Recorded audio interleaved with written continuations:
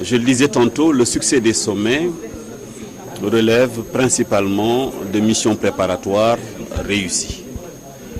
Raison pour laquelle nous avons tenu à marquer le coup par une réunion conjointe comité de pilotage des sommets de l'OIF et comité d'orientation de la préparation du 15e sommet, le premier jour ouvré de l'année qui nous sépare de la tenue du 15e sommet de la francophonie.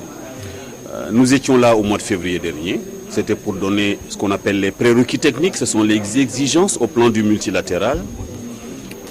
Ça fait 9 mois.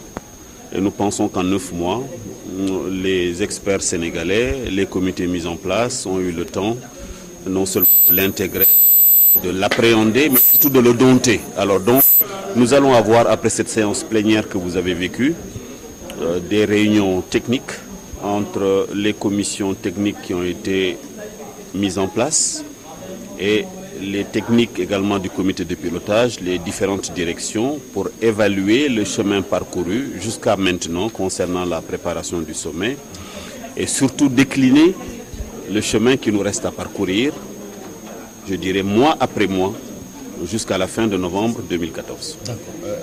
Nous sommes un pays très jeune. Je ne vais pas insister sur le niveau de pourcentage des jeunes dans des pays comme le nôtre.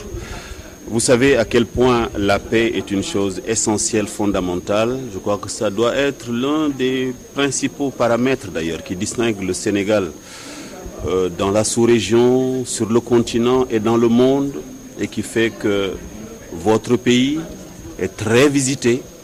Votre pays est très sollicité pour les rencontres internationales et je puis vous dire que partout dans le monde, chacun souhaite venir à Dakar. Mais c'est essentiellement dû, au-delà bien sûr de la teranga sénégalaise, à cette paix ambiante dans Dakar où on se sent bien. Quand on dit femmes et jeunes, dans la paix, vecteur de paix, cela est fondamental parce que quand on a une population majoritairement composée de femmes, quand on a une population majoritairement composée par des jeunes, lorsqu'on œuvre pour la paix, bien évidemment, nous œuvrons pour un paramètre fondamental et essentiel. Et je crois que dans votre langage, qui est le nôtre aussi, le Wolof, première notion à cultiver, c'est la paix.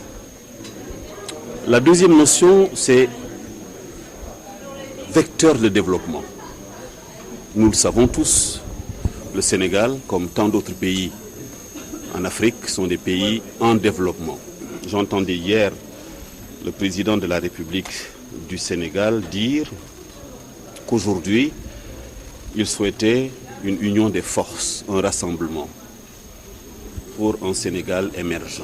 Un Sénégal émergent, c'est que ce pays-là, avec ses forces intellectuelles, les classes sociales, que tout le monde soit mobilisé pour assurer le développement du pays. Donc, le sommet de la francophonie, est bien évidemment, fixe comme objectif d'agir dans le domaine de la paix, dans le domaine également du développement, parce que la majorité des pays également qui composent de la francophonie sont des pays en développement. Et la paix est une donnée absolument essentielle. Je ne vous déclinerai pas l'autre obligation, ma mission, donc sur le plan politique et diplomatique, qui consiste un peu à sillonner les pays d'Afrique, d'Asie, toujours à la recherche de solutions à des crises dont vous vous faites le relais dans les médias. La première mission, au niveau de l'Organisation internationale de la francophonie, nous avons la responsabilité du contenu, au plan politique, au plan diplomatique, au plan de la coopération, au plan également de l'ordre du jour, parce que tout se décline au plan multilatéral, bien évidemment avec la présence du Sénégal aussi. Mais le contenant, c'est-à-dire le centre de conférence, la salle d'ouverture, les salles plénières et tous les aspects techniques afférents à l'organisation d'un bon sommet sont de la responsabilité du Sénégal. Et je crois que le président de la République a confié cette responsabilité et cette compétence à un conseil d'orientation qui est idéalement présidé par monsieur le ministre de la Culture. Les travaux devraient durer 11 mois, ce qui nous ramène au mois d'août de l'année prochaine. Nous laissons 3 mois pour les finalisations et la réception définitive du centre de conférence. Nous serons prêts aussi dans certains éléments d'environnement Le Sénégal est très riche d'une diversité culturelle formidable qui va être un atout pour préparer un accueil comme il faut pour nos partenaires de la francophonie. Vous avez vu que, par exemple, le ministère de la Culture a tourné depuis plusieurs mois sur la diversité pour la promotion de la diversité culturelle dans le pays. Ça, ce sera une des sources des choses que nous montrerons au niveau du sommet, pendant la période du sommet en fin novembre 2014. Le Sénégal sera prêt pour faire un sommet à la hauteur des enjeux.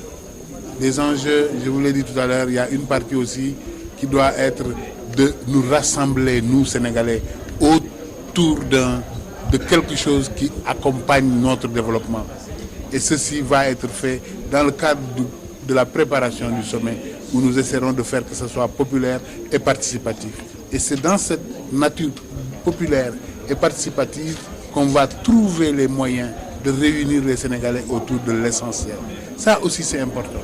Moi, je trouve que des sommets comme ça, qui sont très rares dans un pays, on est sûr que le président Macky Sall ne recevra pas un autre sommet d'une aussi grande portée durant les 2 mandats qu'on espère qu'il fasse ici, durant les 10 prochaines années. D'accord, mais monsieur le ministre, vous voulez répondre des choses. Je peux vous dire qu'on a nos meilleures personnes en matière de sécurité, en matière de police, en matière de renseignement, en matière de tous les aspects qui concernera la sécurité des gens ici, pour prendre en charge tous les problèmes de sécurité qui vont se poser. Le Sénégal sera fin prêt, et on ne le fera pas seul d'ailleurs. Certains grands partenaires du Sénégal, comme la France, comme le Canada, comme d'autres, nous proposent d'ores et déjà leur contribution aussi, leur appui pour assurer une sécurité forte qui garantisse la paix pendant notre sommet. Vous savez, tout à l'heure, M. Paye a mentionné la paix. Souvent, on oublie celle-là, mais c'est avant tout sur quoi repose toute initiative humaine. Aujourd'hui, nous devons nous réjouir d'être dans un pays en paix, et on fait tout ce qu'on peut. Et je peux vous le dire à plusieurs titres, on fait tout ce qu'on peut pour maintenir le Sénégalais dans la paix dans laquelle on vit aujourd'hui. Et ce sera le cas aussi lors du sommet.